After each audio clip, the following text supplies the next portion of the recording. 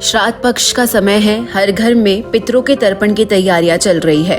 घरों में पकवान बनते हैं, विधि विधान से पूजा होती है और तर्पण कर पूर्वजों को श्रद्धांजलि दी जाती है। लोग यह मानते हैं कि ऐसा करने से पितृदेव प्रसन्न होते हैं और आशीर्वाद देते हैं।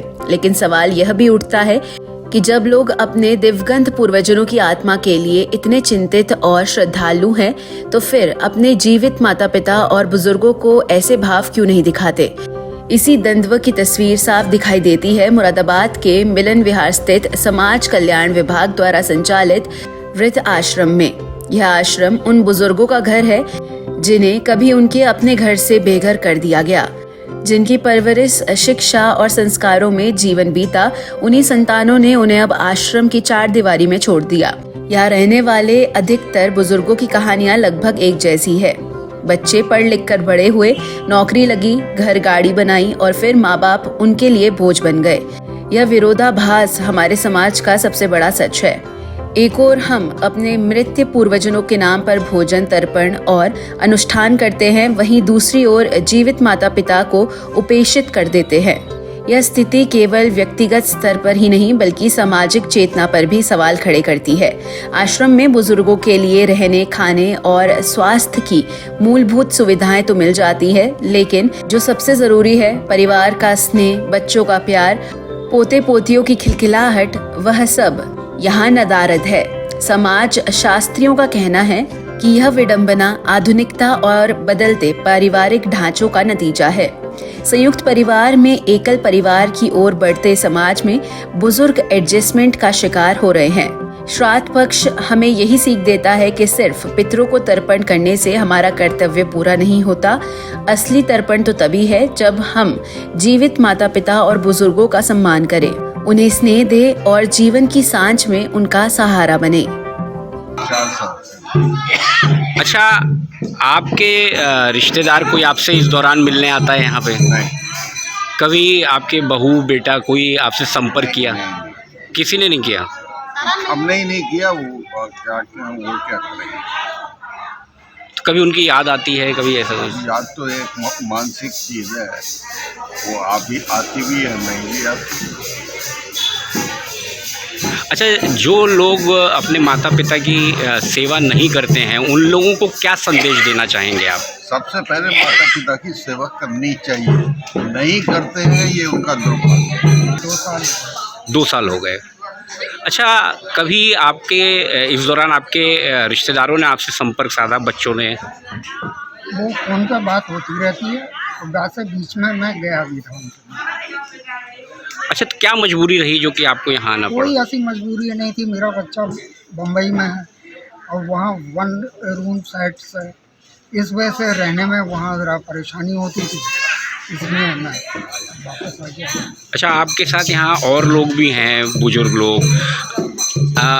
ऐसे लोगों को क्या कहना चाहेंगे जो अपने माता पिता को सेवा नहीं करते और वृद्धाश्रम में छोड़ जाते हैं? ऐसे लोगों के लिए क्या संदेश देना चाहेंगे? भाई, इसके लिए क्या कह सकता हूँ। मैं तो एक चीज़ जानता हूँ, मेरे बच्चों ने तो मुझे नहीं छोड़ा है, लेकिन इन लोगों के बच्चों ने छोड़ा है या ये किस मजबूरी से हैं, इसके बारे में तो वही इससे ज़्यादा अच्छा समझ सकते हैं।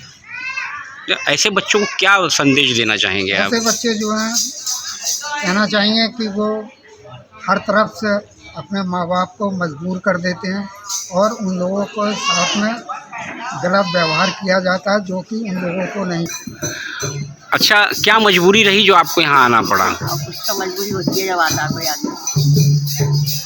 अच्छा, आपसे ये जानना चाहेंगे कि ऐसे बच्चों को आप क्या कहना चाहेंगी जो अपने माता पिता को बुजुर्ग होने के बाद वृद्धाश्रम में छोड़ देते हैं? ऐसे लोगों को क्या कहना चाहेंगे आप? बेटा तो हमारा पहले ही चले गए थे, वो तो हमें छोड़ के दोनों आदमियों को चुप रहा था। बेटी का सहारा, बेटियों के पास में रहते हैं हम।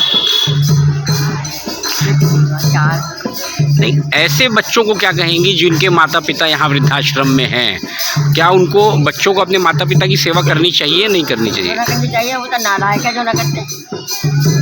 जो बच्चे नालायक होते हैं वो सेवा करते हैं माँ को, नालायक थोड़ी ना होते हैं। आश्रम में कितने बुजुर्ग इस समय मौजूद हैं? सर, हमारे आश्रम में 130 लोग रहते हैं, जिसमें महिला और पुरुष दोनों हैं। अच्छा मैम, ये जानना चाहेंगे क्या स्थिति है इन लोगों की, आखिर क्या कारण रहा, क्योंकि आपने बहुत नज़दीक से इनको देखा है, क्या कहना चाहेंगे आप? सर कुछ तो रियल है, जो जिनके बच्चे सक्षम नहीं हैं, कर नहीं सकते अपने माँ बाप का, बहुत ज़्यादा गरीब हैं, या जिनके पास रहने के लिए घर नहीं है।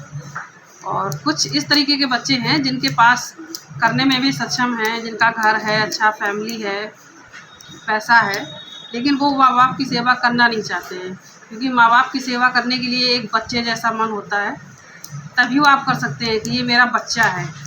क्योंकि बच्चे गंदगी भी करते हैं और गलत बोलते भी हैं, बदमाशियाँ भी करते हैं, इसी तरह से बुजुर्ग भी करते हैं। तो उसके लिए आपको उनको बच्चे जैसा मन रखना पड़ेगा, तब आप बुजुर्गों की सेवा कर सकते हैं। वो लोग करना नहीं चाहते हैं अपने अपने बुजुर्गों की सेवा। कई ऐसे बुजुर्ग हमारे यहाँ पे रहते हैं जो कई सालों से रह रहे हैं, जिनके बच्चों से हम लोग कांटेक्ट करते हैं कि कम से कम आप लेकर नहीं जा सकते, सेवा नहीं कर सकते, मिलने तो आ सकते हैं, लेकिन वो लोग मिलने भी नहीं आते हैं। बेचारे बुजुर्ग रोते रहते हैं, परेशान होते हैं कि एक बार मिलने आ जाएं, गेट पे खड़े होकर देखते रहते हैं कि कोई शायद मेरा बेटा, हर आते जाते व्यक्ति को देखकर यही लगता है कि कहीं हमारा बेटा तो नहीं आया है जो हमसे मिलने आया हो, नहीं आते हैं। कई बार फ़ोन करके हम उनसे बहुत नाराज़ भी होते हैं, बहुत ज़्यादा नाराज़गी व्यक्त करते हैं कि बुज़ुर्ग है, आप भी कल ऐसा आपके साथ भी होगा, लेकिन वो फिर भी नहीं आते क्योंकि उनका ज़मीर मर गया है, वो नहीं आएंगे।